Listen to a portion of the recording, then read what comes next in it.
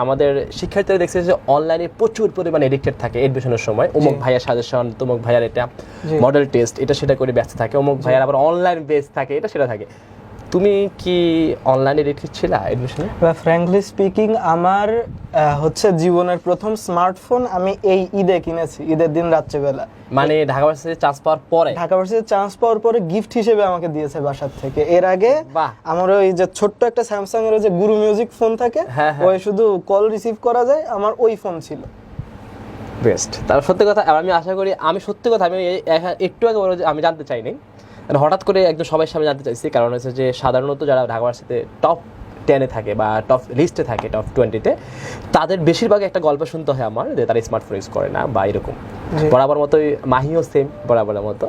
কারণটা হচ্ছে যে আমি এই বছর যারা গুচ্ছতে যে ফার্স্ট হয়েছে লামিয়া তার কথা বলছি, সেও স্মার্টফোন ইউজ করেনি, বাটন ফোন একটা ছিল তাও তার মার কাছে থাকতো বেশিরভাগ সময়।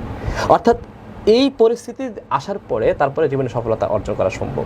যারা আগে স্মার্ট হয়ে যায় তারা কি ভার্সিটিতে যাই স্মার্ট হওয়ার সে সম্ভাবনা আছে? মানে দুইটা অপশন, হয় ভার্সিটির আগে স্মার্ট হয়ে ভার্সিটি পাওয়া যাবে না, নয় ভার্সিটিতে যে স্মার্ট হতে হবে তার আগে আনস্মার্ট থাকবে। Exactly right.